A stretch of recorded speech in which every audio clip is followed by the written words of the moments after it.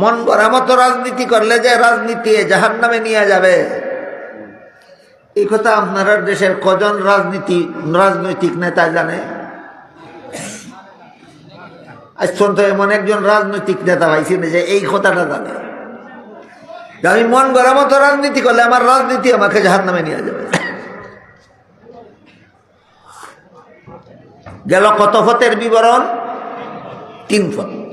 রসুলে বাতাইছেন সর্বমোট কত ফত? আর কটা রইল? একটা। 4 নম্বর পথের বিবরণ দিয়া রসুল বলেন, কোন মানুষের যদি আলেমের কথা শোনারও সুযোগ না থাকে তার জন্য 4 নম্বর পথ। 4 নম্বর পথটা কার জন্য? আলিমের কথা শোনারও সুযোগ না থাকে। আপনাদের মনে প্রশ্ন জাগতে পারে যে আলিমের কথা শোনার সুযোগ থাকে না কেমনে? 25,000 কওমি মাদ্রাসার পক্ষ থেকে 25,000 সম্মেলন বাংলাদেশে প্রতি বছরে হয়। রামদা মাদ্রাসার সম্মেলনে গেলেই তো আলিমদের কথা শোনা যায়। আলিমের কথা শোনার সুযোগ থাকে না কেমনে? প্রশ্ন বুঝলানি সব। বিভিন্ন পদ্ধতি আছে, এইসব বিভিন্ন কারণে আলিমদের কথা শোনারও সুযোগ অনেকের থাকে না। এর মধ্যে একটা কারণ হলো, যেমন ধরেন আপনি আপনার কথা কইনি, অন্য একজনের কথা কইনি, হলে আপনি দুঃখিত হবেন। কোনো একজন 10 বছরের জন্য জেলখানায় বন্দী হয়ে গেল, 20 বছরের জন্য জেলখানায় বন্দী হয়ে গেল, আজীবনের জন্য জেলখানায় বন্দী হয়ে গেল, হয়নি এরকম? আপনারা যে দেশে বাস করেন, এই দেশে শুধুমাত্র সত্য মামলার আসামিরাই জেলখানায় বন্দী হয় না, বেশিরভাগ জেলবন্দি বর্তমানে মিথ্যা মামলার আসামি। মিথ্যা মামলা করে যারা নির্দোষী মানুষকে জেলখানায় বন্দী করার ব্যবস্থা করে, এদের জন্য বিরাট একটা সুসংবাদ আছে। এদের জন্য বিরাট সুসংবাদ। সুসংবাদটা বলি শুনেন। হাদিস শরীফে রাসূল করিম সাল্লাল্লাহু আলাইহি ওয়াসাল্লাম বলেন, কেউ যদি জেনে শুনে কারো বিরুদ্ধে মিথ্যা মামলা করে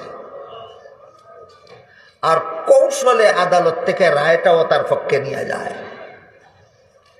জানিয়া শুনিয়া মামলাটাও মিছা করছে আর কৌশল করিয়া আদালত থেকে রায়টাও লইয়া লইছে,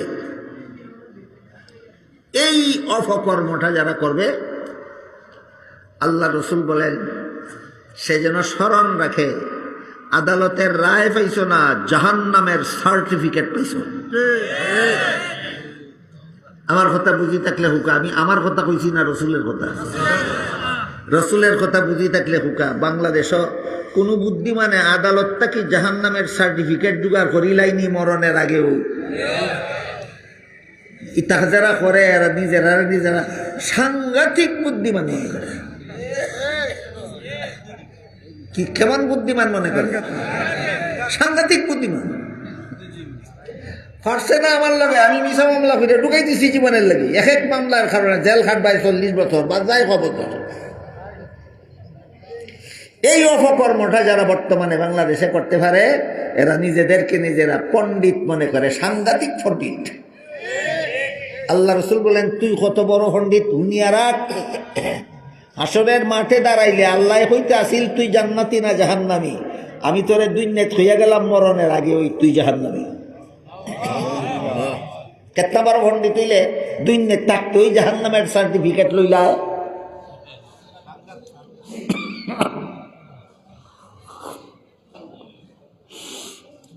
কাজেই রাজনীতির আশ্রয় প্রশ্রয় নিয়ে রাজনৈতিক মুনাফা হাসিলের কুমতলবে যারা মিথ্যা মামলা কইরা নিরীহ নির্দোষ মানুষকে হয়রানি করে, জেলখানায় বন্দী করে, এরা তো হালাল রাজনীতি করে। আর কি লাখান বুঝাইলে আপনারা বুঝবা রাজনীতি কেমনে হারাম হয়। কোন কোন রাজনৈতিক বীরকে তাদের রাজনীতি জাহান্নামে নিয়ে যাবে, আর কোন ভাষায় বুঝাইলে আপনারা বুঝবা। এর থেকে সোজা ভাষা তো আমি জানি না। বলতেছিলাম, সব মামলা সত্য হোক আর মিথ্যা হোক, একজন 10 বছরের জন্য জেলখানায় বন্দী হয়ে গেল, 20 বছরের জন্য জেলখানায় বন্দী হয়ে গেল, 50 বছরের জন্য, আজীবনের জন্য জেলখানায় বন্দী হয়ে গেল। রামদা মাদ্রাসার জলসায় আইতেও পারে না, আলিমের কথা শুনতেও পারে না। আগের 3 দল পড়লো না। ই বেটা কেমনে যে আমনাম থেকে আসত। আল্লাহ তারে কইল আও মুহিব্বান, তুমি আলেমকে অন্তর দিয়া মোহব্বত করো, এটাই তোমার জাহান্নাম থেকে বাঁচার ব্যবস্থা হবে। 4 নম্বর পথ। রাসূল বলেন এরপরে জাহান্নাম থেকে বাঁচার আর কোনো পথ নাই।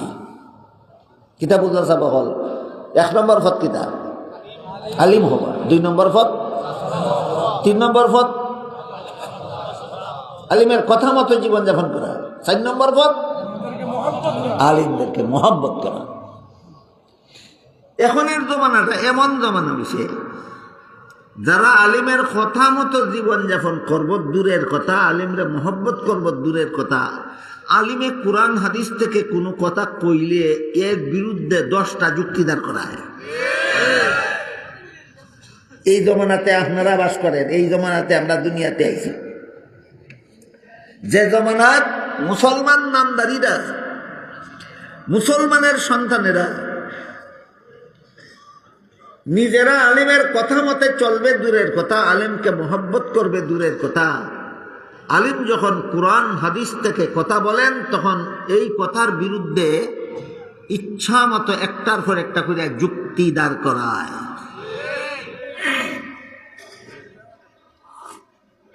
যখন বলা হয় আলিমকে মহব্বত করা জাহান্নাম থেকে বাঁচার পথ, ওই এরার চুলকানি শুরু হয়ে যায়। সাথে সাথে প্রশ্ন করে বসে কোন যুক্তিতে আলিমকে আবার মহব্বত করতে হবে। আপনাদের কষ্টের প্রতি লক্ষ্য করে, ঠান্ডার দিকে লক্ষ্য করে কথা খুব সংক্ষেপে বলার চেষ্টা করব ইনশাআল্লাহ। আমি আশা করি আপনারা সকলেই জানেন যে আজকের এই মুবারক সভার আয়োজন এলাকার একটা প্রসিদ্ধ ইসলামী শিক্ষা প্রতিষ্ঠান মাদ্রাসার পক্ষ থেকে করা হয়েছে। তাই আমরা এখান থেকেই আমাদের জেনে যাওয়া দরকার যে মাদ্রাসার পক্ষ থেকে এই সভাগুলির আয়োজন কেন করা হয়। বর্তমান বাংলাদেশে প্রায় 25,000 কওমি মাদ্রাসা আছে। প্রায় সবগুলি কওমি মাদ্রাসার পক্ষ থেকে বছরে কমপক্ষে একটা সভা এরকম হয়। কাজেই শুধুমাত্র কওমি মাদ্রাসাগুলির পক্ষ থেকে প্রতি বছরে বাংলাদেশে 25,000 ইসলামী সম্মেলন হয়। মাদ্রাসার পক্ষ থেকে এই সম্মেলনগুলি দেশে করার কারণ কি? আল্লাহ পাক রব্বুল আলামিন কোরআনে বলেন ওয়ালিয়ুনজিরু কওমাহুম, আলেমগণের কর্মজীবনের দায়িত্ব হলো তাদের জাতিকে জাহান্নাম থেকে বাঁচার পথ প্রদর্শন করা। আল্লাহ প্রদত্ত এই গুরু দায়িত্ব পালন করার জন্য আলিমগণের পক্ষ থেকে এতগুলি সম্মেলন বাংলাদেশে করা হয়। সর্বস্তরের মানুষকে জাহান্নাম থেকে বাঁচার পথ দেখাবার জন্য। আলেমগণের নিজেদের মন গড়া মতো পথ দেখালে তো হবে না। আল্লাহ এবং আল্লাহর রাসূল যেই পথ দেখাইছেন আলেমগণ সেই পথ চিনেন, জানেন, তাই আপনাদেরকে দেখাইয়া থাকেন। বুঝে থাকলে বলেন তো, আপনাদেরকে জাহান্নাম থেকে বাঁচার পথ দেখাবেন আলেমগণ নিজেদের ইচ্ছা মতো না আল্লাহ এবং রাসূলের কথা মতো? রাসূলের কথা। কাজেই রাসূল নিজের উম্মতের জন্য জাহান্নাম থেকে বাঁচার সর্বমোট যে পথগুলি দেখাইছেন, ওই হাদিসটা আমি আপনাদের সামনে তিলাওয়াত করেছি। হাদিসে রাসূল বলেন কুন আলিমান, তুমি আলেম হও, এটা তোমার জন্য জাহান্নাম থেকে বাঁচার 1 নম্বর পথ। আলেম হওয়ার সুযোগ যাদের হয়নি তাদের জন্য রাসূল বলেন আও মুতাআল্লিমান, তুমি আলেমের ছাত্র হও, এটা তোমার জন্য জাহান্নাম থেকে বাঁচার 2 নম্বর পথ। আলিমের ছাত্র হওয়ার সুযোগ যাদের নাই তাদেরকে রাসূল বলেন আও মুস্তামিআন, তুমি আলেমের কথা মনোযোগে শুনো এবং তার কথা মতো জীবনযাপন করো, এটা তোমার জন্য জাহান্নাম থেকে বাঁচার 3 নম্বর পথ।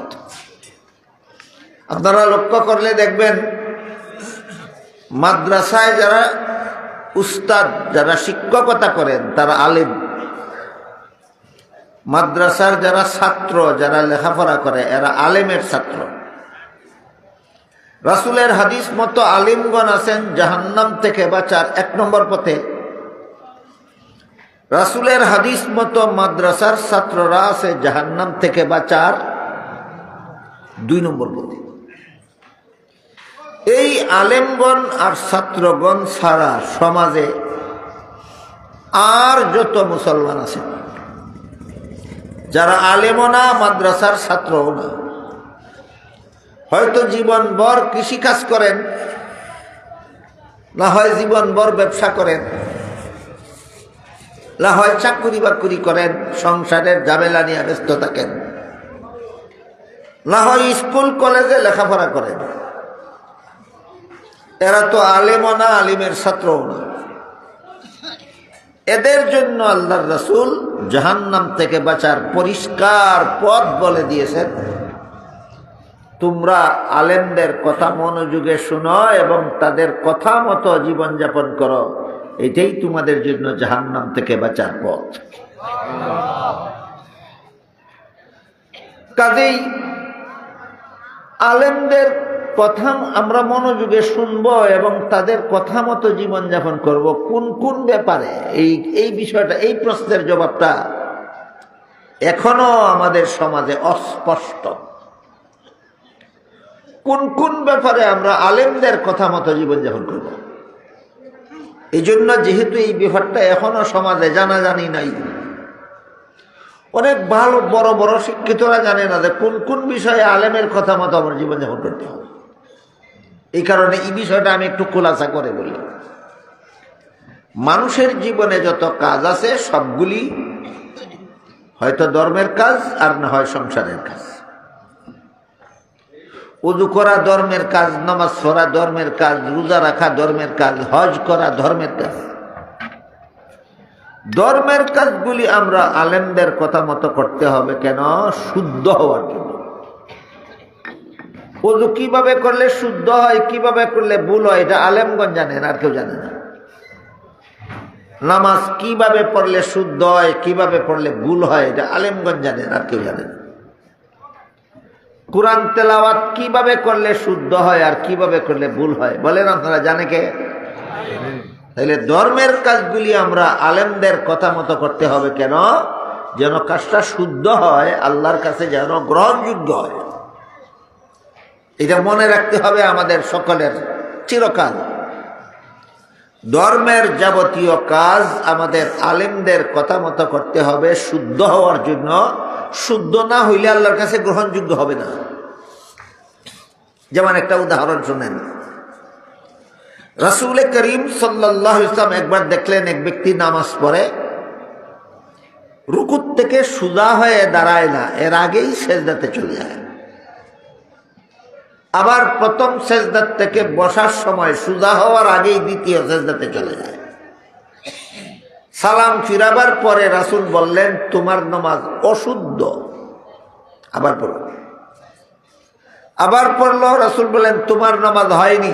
কইছে না নামাজ তোমার, এই নামাজ পড়ায় না পড়ায় সমান। আবার পড়ছে, এইভাবেই করছে। 3 বার যখন রাসূল বললেন তোমার নামাজ অশুদ্ধ, লোকটা জিজ্ঞাসা করলো, তাহলে কিভাবে পড়লে শুদ্ধ হয়? রাসূল বললেন, রুকুত থেকে সোজা হয়ে দাঁড়াবে, তারপরে সেজদাতে যাবে। প্রথম সেজদার থেকে সোজা হয়ে বসবে, তারপরে দ্বিতীয় সেজদাতে যাবে। ঘটনা বুঝে থাকলে বলুন তো, নামাজ কিভাবে শুদ্ধ হয় এই লোকটা কি জানতো? তাহলে কার কথা মতো নামাজ শুদ্ধ করলো? রাসূলের কথা মতো। রাসূলের অবর্তমানে কিয়ামত পর্যন্ত যাদেরকে নায়েবে রাসূল বলা হয়, আলিম বলা হয়, এদের কাছ থেকে শুনে শুনেই আমাদের ধর্মের সকল কাজ সহি শুদ্ধভাবে করতে হবে, যেন আল্লাহর কাছে গ্রহণযোগ্য হয়। কাজেই ধর্মের যত কাজ আমাদের জীবনে করব, সবগুলি আলেমগণের কথা মতে করতে হবে। কেন? শুদ্ধ হওয়ার জন্য। আর যত কাজ আছে সংসারের কাজ, যেমন খাওয়া দাওয়া করা সংসারের কাজ, পেশাব পায়খানা করা সংসারের কাজ, ঘুমানি সংসারের কাজ, এইগুলি যদি আপনি ইচ্ছা মতো করেন তাইলে শুদ্ধ অশুদ্ধের প্রশ্ন না। আপনার জানা নাই সংসারের কোন কাজ কিভাবে করলে হালাল হয় আর কিভাবে করলে হারাম হয়। যেহেতু আপনি জানেন না, এই কারণে সংসারের কাজ হারাম উপায়ে করবেন, এই সংসারের কাজ আপনাকে জাহান্নামে নিয়ে যাবে। যেমন ধরেন রাতের ঘুম, এটা একটা সংসারের কাজ, কিন্তু এশার নামাজ পড়ার আগে ঘুমাইতে আল্লাহ রসুল নিষেধ করেছেন। কাজেই কেউ যদি এশার নামাজ না পড়েই ঘুমিয়ে যায়, তার ঘুমের কারণে এশার নামাজ গেল। আবার ফজরের সময়ও যদি ঘুমাইয়াই থাকে, বলেন তো বাংলাদেশে এমন মুসলমান আছে কিনা যারা ফজরের সময় ঘুমাইয়াই থাকে? এক ঘুমের কারণে দুই ফরজ নামাজ গেল। এশার নামাজের আগেই ঘুমাইলো, ফজরের নামাজের পরে ঘুম থেকে জাগলো। এক ঘুমে কত নামাজ গেল? দুই নামাজ, দুইটাই ফরজ। তোমার এক রাতের ঘুমাই তোমাকে জাহান্নামে নিয়ে যাবে। কত রাইতের ঘুমে জাহান্নামে নিব তারে? এরকম জীবন বড়ই যারা এসা ফজা ঘুমায় না, ফজরের সময় ঘুম থেকে জাগে না, এরা কি আলেমদের কথা মতো ঘুমায় না মন গড়া মতো ঘুমায়? আমার কথা বুঝে থাকলে এবার বলেন, সংসারের কাজ কার কথা মতে করতে হবে? কেন? আমার সংসারের কাজ যেন হারাম না হয়। সংসারের কাজ যদি আলেমের কথা ছাড়া করি, সংসারের কাজটা হারাম হবে, সংসারের কাজ আমাকে জাহান্নামে নিয়ে যাবে।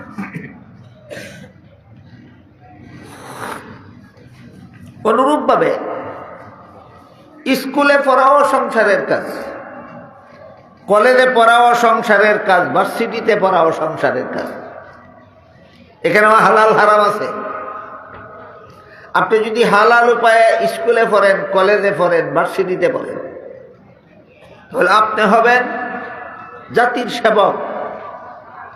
আপনার বহুমুখী সেবা পেয়ে জাতি উপকৃত হবে। আল্লাহর কাছে দোয়া করবে, আপনার এই সেবার সোয়াব আল্লাহর কাছে পাবে।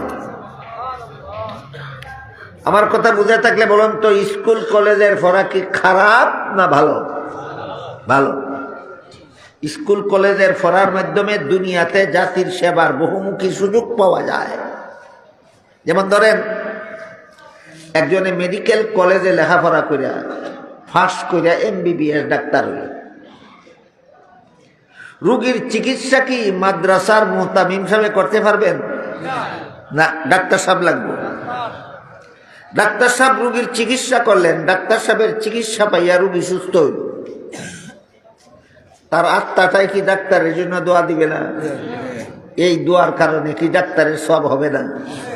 তাইলে এই যে একটা সেবা, রোগীদের চিকিৎসা সেবা, এই সেবা যদি জাতিকে দিতে হয়, তাহলে অবশ্যই একদল মুসলমানকে মেডিকেল কলেজে পড়তে হবে। আমার কথা কি বুঝেন আপনারা? তাইলে স্কুলে পড়াটা, কলেজে পড়াটা খারাপ না ভালো? ভালো, যদি আপনি হালাল উপায়ে পড়েন। যদি আপনি হালাল উপায়ে পড়েন। আপনাদের মনে প্রশ্ন জাগতে পারে, স্কুলের পড়া আবার হারাম হয় কিভাবে? কলেজের পড়া হারাম হয় কিভাবে? একটু আগের কথা মনে করেন, যে ঘুমে তারে এশার নামাজ পড়তে দিল না, যে ঘুম তারে ফজরের নামাজ পড়তে দিল না, আপনারাই বলুন ঘুমটা হালাল না হারাম? ঠিক তেমনি বলে যে স্কুলের পড়া আমাকে নামাজি হইতে দিল না, যে কলেজের পড়া আমাকে পর্দা রক্ষা করতে দিল না, যে ভার্সিটির পড়া ছাত্রীদেরকে হিজাব পড়তে দিল না, বলেন হালাল না হারাম? তোমার স্কুলের পড়া তোমাকে জাহান্নামে নিয়ে যাবে, তোমার কলেজের পড়া তোমাকে জাহান্নামে নিয়ে যাবে, তোমার ভার্সিটির পড়া তোমাকে জাহান্নামে নিয়ে যাবে, যেভাবে ওই লোকের এক রাতের ঘুম তাকে জাহান্নামে নিয়ে যাবে। তাহলে সংসারের কাজগুলি আলেমদের কথা মতে করতে হবে কেন? হালাল হওয়ার জন্য। বুঝাইতে পারলাম? মানুষের জীবনে কাজেই দুই রকম, একটা ধর্মের কাজ, একটা সংসারের কাজ। দেখি আমি আপনাদেরকে বুঝাইতে পারলাম কিনা, আপনারা স্মরণ রাখতে পারলেন কিনা। ধর্মের কাজগুলি আলেমদের কথা মতো করব কেন? শুদ্ধ হওয়ার জন্য। সংসারের কাজগুলি আলেমদের কথা মতো করতে হবে কেন? হালাল হওয়ার জন্য। ধর্মের কাজ যদি মন গড়া করেন অশুদ্ধ হয়, গ্রহণযোগ্য হবে না, ধর্মের কাজ কইরেও জাহান্নামে যেতে হবে। আর সংসারের কাজ যদি মন গড়া মতে করেন আর হারাম হয়, আপনার খাওয়া আপনাকে জাহান্নামে দিবে, আপনার ঘুম আপনাকে জাহান্নামে দিবে, আপনার ব্যবসা আপনাকে জাহান্নামে দিবে, আপনার চাকরি আপনাকে জাহান্নামে দিবে। সুতরাং জীবনের সকল কাজ জাহান্নাম থেকে বাঁচতে হইলে, যারা আলেমও না আলেমের ছাত্রও না, এদের জাহান্নাম থেকে বাঁচতে হইলে জীবনের সকল কাজ আলেমদের কথা মতো করতে হবে।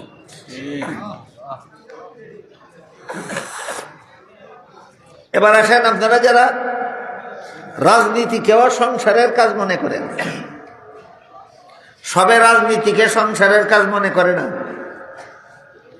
অনেকেই রাজনীতিকেও সংসারের কাজ মনে করে। এখন আগের কথা আসে কি না? আপনি যদি মন গড়া মতে রাজনীতি করেন, অবশ্যই আপনার রাজনীতি আপনাকে জাহান্নামে নিয়ে যাবে।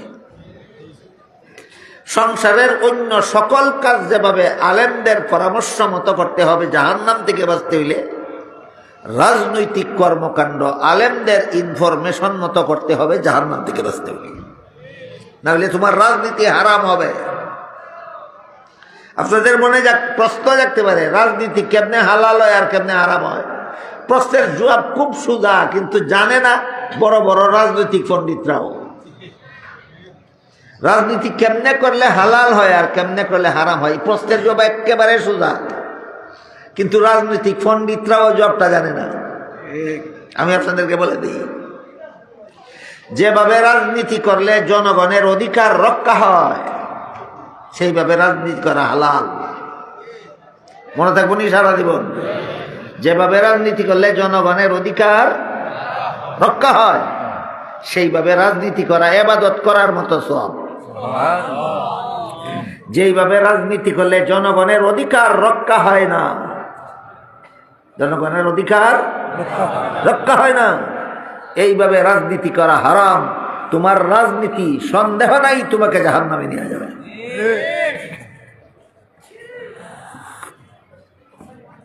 আমার কথাগুলি বুঝে থাকলে এবার বলেন তো, আল্লাহ রাসূল বলেছেন জাহান্নাম থেকে বাঁচার 1 নম্বর পথ হইল আলেম হওয়া, 2 নম্বর পথ হইল আলেমের ছাত্র হওয়া, 3 নম্বর পথ জীবনের কিছু কাজ আলেমদের কথা মতো করা।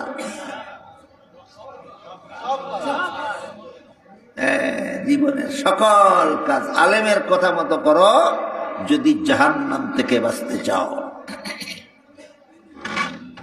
আমার কথা বুঝলেন কিনা আমি একটু পরীক্ষা করবো।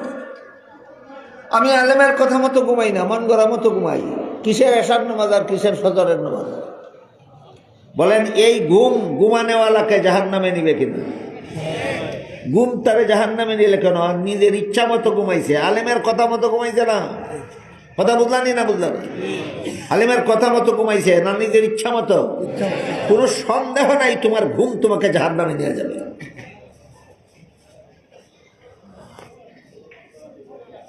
তাহলে এই কথাটা খুব পরিষ্কার হয়ে যায় সমস্ত মুসলমানের জীবনে, যে রাসূল যে বলছেন তোমরা যারা আলিম না আলিমের ছাত্র না, তোমরা যদি জাহান্নাম থেকে বাঁচতে চাও জীবনের কোন কোন কাজ আলিমদের কথা মতো করতে হবে? জীবনের সকল কাজ। এই প্রশ্নগুলির জবাব একেবারে ছোটখাটো প্রশ্ন, ছোটখাটো জবাব, সহজ সহজ ব্যাপার। কিন্তু আমার মনে হয় শতকরা 99 জনে জানে না। কজনে জানে না? 99 জনে জানে। আমি কি আলিমের খাইয়া আসি না আলিমের সালের তলে ঘুমাই? আমি আমার সালের তলে থাকি, আমার রুজি খাই, আলিমের কথা মতো চলতাম কিনা লাগে। এইরকম প্রশ্নের কারণে যারা ধান্দায় ফিরে গেছেন, আপনারা আর আকলে ধরে না কোন যুক্তিতে আলিমকে মহব্বত করবেন। রসুল তো বলছেন আলিমকে মহব্বত করো। যুক্তি খুঁজছে যারা, চুলকানি উঠে কোরআন হাদিসের কথা শুনলে তারা, এরা প্রশ্ন তুলছে কোন যুক্তিতে। এদের এই প্রশ্নের কারণে আপনারা যারা ভেবাচেকায় পড়ে যান, খুঁজে পান না কোন যুক্তিতে রাসূল বলছেন আলিমকে মহব্বত করতে। তাদের জন্য বলছি আলিমকে মহব্বত করার গুরুত্বপূর্ণ যুক্তি আছে। যুক্তিটা আমি আপনাদেরকে একটু বুঝাইবার চেষ্টা করি। ধরেন একটা সন্তান তার মায়ের গর্ভে থাকা অবস্থায় তার বাবা মারা গেল, হয় না? একই জন্ম হইয়া এতিম হইল না জন্ম হওয়ার আগে এতিম হইল? এই এতিম বাচ্চাটা জন্ম হওয়ার পরে যেহেতু বাবা মারা গেছিল আগেই, এই কারণে তার চাচা তারে লালন পালন করিয়া লেখাপড়া শিখাইয়া মানুষ বানাইল। আপনারা যারা আমার কথা বুঝেন একটু দয়া করে বলেন, সন্তান জন্ম হইলে তারে লালন পালন করিয়া লেখাপড়া শিখাইয়া মানুষ বানানোর দায়িত্বটা আসলে কার? বাপনা তাহাই করিয়া দিল খে, দেখো খার খাম খেয়ে করলো, এই কথা খান বলুন না যেন বাফর খাম চাচাই করছে।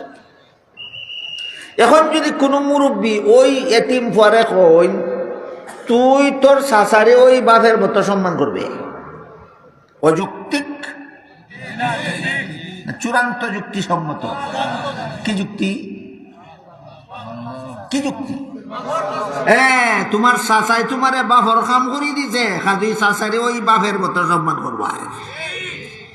ঠিক তেমনি ভাবে রাসূলের চাচাতো ভাই রইসুল মুফাসসিরিন হযরত আব্দুল্লাহ ইবনে আব্বাস রাদিয়াল্লাহু আনহু বলেন, আলেমগণ নবীগণের কাজ করেন, এই জন্য আলেমকে নবীর মতোই সম্মান করতে হবে। যুক্তি নাই? যে কারণে এতিম পয়সা সারে বাপের মতো সম্মান করতে হবে, একই কারণে আলেমগণ যেহেতু নবীগণের কাজ করেন, এই জন্য আলেমগণকেই নবীগণের মতো সম্মান করতে হবে। এবার বলেন রাসূল যে 4 নম্বর পদ বলছেন আলেমদের মহব্বত করো, এটা অযৌক্তিক না চূড়ান্ত যুক্তিসম্মত? চূড়ান্ত যুক্তিসম্মত। হাকিমুল উম্মত হযরত আল্লামা আশরাফ আলী থানভী রাহমাতুল্লাহি আলাইহি আল মাসালিহুল আকলিয়া নামক কিতাবে লিখেছেন, ইসলামে এমন কোনো বিধান নাই যার পক্ষে চূড়ান্ত কোনো যুক্তি নাই।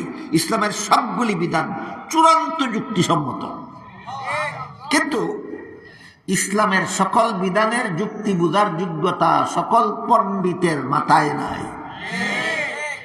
আমার কথা বুঝি থাকলে হুকা, যুক্তি নাই না এর মাথা যুক্তি বোঝার যোগ্যতা নাই, যুক্তি বোঝার যোগ্যতা নাই।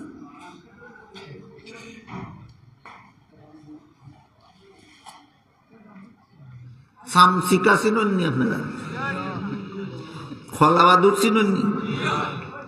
সূর্যের আলো তার চোখে সয় না, এখান জানেননি? এখানে দিনও বার হয় না জুফের ভিতর থেকে, সূর্য ডুবলে বাদে বার হয়। কেউ যদি জিগায় তুই দিনও হইয়াছে, হয় দিনও বার হইছি না কেন? কই সূর্য একটা অন্ধকার, এটা উঠতে আস্তা দুনিয়ারে হরিলাইছে অন্ধকার, বার হইলে কোনটা দেখা যায় না। সূর্যের দোষ না হের চোখের দোষ? ঠিক তেমনি, ঠিক তেমনি ভাবে এই ধরনের যুক্তিবাদীরার মাথার দোষ। ইসলামের বিধানে যুক্তি নাই না হের মাথার যুক্তি বোঝার যোগ্যতা নাই, এর মাথার যুক্তি বোঝার যোগ্যতা নাই। এই বিষয়টার উপরে কমপক্ষে 1 ঘন্টা খোয়ার দরকার আছিল, সময় সুযোগ নাই আমার, আজকে শর্টকাট করে কই। আল্লাহর রাসূল বলছেন, তুমি যদি আলিম না হতে পারো, আলিমের ছাত্র না হতে পারো, আলিমের কথা শোনারও সুযোগ যদি না পাও, আলেমকে মহব্বত করো। ইবনে আব্বাস বলছেন কার মতো? নবীর মতো। কোন যুক্তিতে? তারা নবীর কাম করুন। হদি কইলাম বুঝলা লাইছুন হরি লাইছুন। ইবনে আব্বাস এখন আলিম হইছ না, আলিমের ছাত্র হইছ না, আলিমের কথা শোনার সুযোগ পাইছ না, আলিমরা মহব্বত করো কার মতো? নবীর মতো। যুক্তি কি? আলিমে নবীর খাম করো, এই কারণে আলিমরা নবীর মতো সম্মান করো। আলিমরা মহব্বত করাটাই তোমার জাহান্নাম থেকে নাজাতের ব্যবস্থা হবে। এই মর্মে দুইটা হাদিস হয়ে আজকের মতো কথা শেষ করি। এক হাদিসে আল্লাহ রসুলে ফরমাইন, হাসরের মাঠে যখন সারা দুনিয়ার সমস্ত মানুষ জীবিত হয়ে দাঁড়াবে, জীবনের সকল কাজের হিসাব দেওয়া হবে, সেই দিন হাসরের মাঠে আল্লাহ আলিমগণকে বলবেন, হে আলিমরা, তোমরা সমস্ত জগৎবাসী মানুষ থেকে আলাদা হইয়া আলাদা কাতারে দাঁড়াও। আলিমহল যখন আল্লাহর হুকুমে আলাদা কাতারে দাঁড়াইবেন, রাসূল বলবেন, আলিমহল তোমরারে আমি আল্লাহ দুনিয়াত আলিম হওয়ার তৌফিক দিছিলাম, জাহান্নামের আগুন দিয়ে জ্বালাবার জন্য নয়। আমি যখন সিদ্ধান্ত নিছি তোমরারে জাহান্নামও দিতাম না, তখনই তোমরারে আলিম হওয়ার সুযোগ দিছি, তোমরা জান্নাতে যাও। এই হাদিসের উপরে একটা বিরাট প্রশ্ন আছে। রসুলে হয়েছিল আলিম জান্নাতে যাইব, তে আলিমের নামাজ না হলে অসুবিধা কি? জান্নাত তো যাইবই। আলিম সুদ করইলে অসুবিধা কি? আলিম ঘুষ করইলে অসুবিধা কি? আলিম বাটপার হইলে অসুবিধা কি? আলিম দুর্নীতিবাদ হইলে অসুবিধা কি? রসুল বলছেন আলিম জান্নাতে যাইব। এই প্রশ্নের জবাবে মুফাসসিরিনে কেরাম লিখেছেন, আলিম দুই প্রকার। এক প্রকার সমাজের দৃষ্টিতে আলিম, আর এক প্রকার আল্লাহর দৃষ্টিতে আলিম। সমাজে আলিম কারে হয়? যে কোরআন হাদিসের এলিম শিখছেন তারেই সমাজে আলিম হয়। কোরআন হাদিসের এলিম শিখলেই সমাজে আলিম হয়। আল্লাহ এলিম শিখলেই আলিম বলেন না, এলিম শিখার পরে এলিম মতো জীবন যাপন করলে আল্লাহ আলিম বলেন। বেশ কম বলছি যাব, বেশ কম যদি বুঝি থাকো। আরেকটা কথা বল, একমাত্র কওমি মাদ্রাসায় এলিম মতো আমল না করলে শাসন করা হয় ছাত্রদেরকে, আর কোনোখানে শুধু এলিম শিক্ষা দেওয়া হয়, এলিম মতো আমল না করলে কোনো শাসন নাই। তাইলে কওমি মানুষের উদ্দেশ্য কি? সমাজের দৃষ্টিতে আলিম বানানি না আল্লাহর দৃষ্টিতে? এখন বলেন, আল্লাহর দৃষ্টিতে যিনি আলিম হবেন তিনিও বেনামাজি হতে পারবেন? আল্লাহর দৃষ্টিতে যিনি আলেম হবেন তিনিও সুদখোর হতে পারবেন? কখনো নয়। আল্লাহর দৃষ্টিতে যারা আলিম তাদের কি আল্লাহ হাসরের মাঠে বলবেন তোমরা জান্নাতে যাও। গেল এক হাদিসের বিবরণ। আরেক হাদিসে আল্লাহ রাসূল বলেন, আল্লাহর হুকুমে আলিমগণ যখন হাসরের মাঠ থেকে জান্নাতের পথে রওনা হবেন, তাদের জান্নাতে যাওয়ার পথের পাশে কিছু গুনাহগার মুসলমান দাঁড়াইয়া থাকবে। এরা আলিমও না, গুনাহগারও। এক একজন গুনাহগার মুসলমানে এক একজন আলিমরে পিছন থেকে ডাকবে আর বলবে, হুজুর আমার একটা কথা শুনে যান। তাই যাইতা লইছেন কই? জান্নাত। আর খরিদি বেটায় ডাকে, আমার কথা শুনে যাও। আপনারা কেউ যদি জেলখানার থেকে মুক্তি ঘোষণা হয় আর বারোইবার লেগে গেট বরাবর রওনা দেন আর করে দিয়ে বেটা দেখে আমার কথা শুনি যাও, কেমন মজা লাগবে? আল্লাহ হুকুম দিচ্ছেন জান্নাতে যাও, আর হে বেটা করে দিয়ে দেখে আমার গান কথা শুনে যাও। আল্লাহ রসুলে ফরমাইন, বেটা ডাক পুণ্যে আলিমে উবাইবা ওই কিতাব বলে আমি আপনার দুনিয়াত মহব্বত করতাম। প্রমাণ কি? তা বলে এক গ্লাস পানি খাওয়াইছিলাম। কৌকাসা বহল একজন সাধারণ মুসলমানে একজন আলিমরে এক গ্লাস পানি খাওয়ায় দুশ্মনির কারণে না মহব্বতের কারণে? 600 টাকা লাগলো, এইটা বোঝা লাগলো। আলিমরে মহব্বত করতে কিতা লাগে? এক পয়সাও লাগে না। এমন একটা অন্তর লাগে যে অন্তরে বুঝতো যে এরা নবীগণের কাম করে, এই কারণে এরারে আমার মহব্বত করা দরকার। ও ওখান লাগে আলিমরে মহব্বত করতে। আমার কথা বুঝুন নি যাব বললাম, বুঝে থাকলে খোয়া লাগবো। আলিমরে মহব্বত করতে কিতা লাগে? এমন একটা দিল লাগে যে দিলে বুঝবো যে তারা নবী হলতের কাম করেন, খাদুই তারারে আমার মহব্বত করা দরকার। এর বিকল্প ব্যবস্থাও আজকাল বাড়ি গেছি। আমি যেটা কইলাম এটার উল্টাটাও বাড়ি গেছি। এলাকান তোমার এখনো আধা ঘন্টা বেড়ার হবো টেকা 1 লাখ দিতে হবে যদি আমারে মহব্বত করো। পারছি মহব্বত টেকার দ্বারা হয় না, মহব্বত অন্তরের দ্বারা হয়। যে সমস্ত মৌলবীরা ওয়াজের বিনিময়ে মোটা মোটা অঙ্কের টেকার চুক্তি করে এরা মহব্বত করার যোগ্য আলেম নয়। এরা দিনের জন্য ওয়াজ করে না, দুনিয়ার জন্য ওয়াজ করে। মানুষকে জাহান্নাম থেকে বাঁচার পথ চিনাবার জন্য ওয়াজ করে না, পকেট গরম করার জন্য ওয়াজ করে। আপনারাও বোঝা দরকার, খালি টিক টিক করলে হইতো না, দাওয়াত করবার আগে বোঝা লাগবো। তাই না আমরা জাহান্নাম থেকে বাঁচাইতা করি আমরা এখন আইবা না, পকেট গরম করিয়া যাইতা করি আইবা।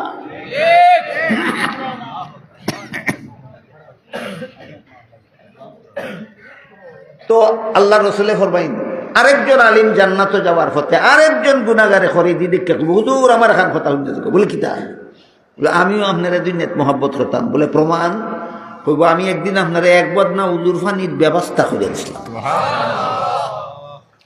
টিউবওয়েল থেকে এক বদনা পানি বুড়াইয়া না উজুরের খাসাত পৌঁছাইয়া দিতে 100 টাকা লাগে। তাইলে কৌকা আল্লাহর রসুলের হাদিস বুঝি থাকলে কৌকা আলিমরে মহব্বত করতে লাগে তা কিতা টাকা পয়সা ধন দৌলত লাগে না, তা অন্তর লাগে। এইরকম যারা যারা যেভাবে মহব্বত করছে আসলে মতো কইব হইয়া বাদে কইব যা, কিন্তু আজকে আমার গুনার কারণে আল্লাহ আমারে জাহান্নামে যাবার হুকুম দিলাইছেন। এই কথা শুনিয়ে আল্লাহ রসুলে ফরমাই আলিম হলতে যারা যার যার জান্নাতের পথে যাওয়ার পথে আসলা আমার জাহান্নামে যাওয়ার হুকুম দিলাইছেন। গুনাহগারের মুখে এই কথা শুনিয়া আলিম হলতে যার যার জান্নাতে যাওয়া বন্ধ রাখিয়া উবাইবা। তারা মনে মনে কইবা আমার জান্নাত আমি পরে যাই, শেষ চেষ্টা করিয়া দেখি লোকটারে জাহান্নাম থেকে বাঁচানিয়া কিনা। উবাইয়া আল্লাহ কইবে আল্লাহ এই বেটাই ঠিকই কইছে, আমারে মহব্বত খরচ করিয়া আমারে 1 গ্লাস পানি খাওয়াইছে। ই বেটাই ঠিকই কইছে আমারে মহব্বত করতে করতে গিয়ে আমারে 1 বদনা উজুর পানির ব্যবস্থা করিয়া দিছি। আল্লাহ কইবে আলিম বলুন এরার গুনার কারণে আমি হুকুম দিলাইছি জাহান্নামে যাইতো, কিন্তু তোমরা যেহেতু সাক্ষী দিছ তোমরা যে মহব্বত করতো মাফ করে দিলাম। আলিমহল তোমরাও জান্নাতে যাও, এই সমস্ত গুনাহগার মুসলমানদের লগে লইয়া যাও। কত নম্বর হতে জান্নাতে গেল বুঝছেন নি? পথ আল্লাহ রসুল ইসাইর খান পথ বাতাইছেন, এরপরে বলছেন আর কোনো পথ নাই আমার উম্মতের জন্য জাহান্নাম থেকে বাঁচার, আর কোনো পথ নাই। শুরুতেই কইছি মাদ্রাসায় সম্মেলন কেনে করে আপনারা জাহান্নাম থেকে বাঁচার পথ চেনে বেলগি মন গড়া মতো না নবীর কথা মতো? হৌকা নবীর কথা মতো উম্মতের জাহান্নাম থেকে বাঁচার পথ কটা? 1 নম্বর, 2 নম্বর, 3 নম্বর, 4 নম্বর। এই 4 পথের কোন পথে আল্লাহ আমরা জাহান্নাম থেকে বাঁচার তৌফিক দৌকা সবাই হোক আমিন। সুবহান রাব্বিকা রাব্বিল ইজ্জাতি আম্মা ইয়াসিফুনা ওয়া সালামুন আলাল মুরসালিন আলহামদুলিল্লাহি রাব্বিল আলামিন। সাবক হল আমি একটু সময় পরীক্ষায় লম্বাই গেছি, আপনারা কষ্ট হয়েছে মাফ করে দিবা। 3 ঘন্টা হইল দোয়া গেছিল আবার আগে আবার দোয়া হইতো নি খুব মুখতাসর দোয়া হইব। আস্তাগফিরুল্লাহ 2 শহীদ ফরুক আর আমার ওখান রানা দিল বাড়ির যাইতে রাইত পাইব। আজ আপনারা যদি দুয়ার বাদে লাইন ধরিলেন মুসাফা খরচা করি তো বাড়ির যাইতে রাইত পাইতো না, ইখানেই রাইত পাইব। আগামী খাইলা চলতে পারতাম না। শরীয়তের বিধান হইল এক নেক আমলের নিয়ত করছিলাই পারছো না, সুযোগ পাইছো না, আল্লাহ তোমারে পুরা সব দিলাইবা। অন খোকা মুসাফার নিয়ত করছিলা সুযোগ পাইলা না, সব কমাইব না পুরা। আর যদি কেউ মনে করেন বলে না আমার সবের দরকার নাই, আপনারা 12টা বাজাইয়া ওই সারতাম কে আর দাঁড়াইবা। আল্লাহ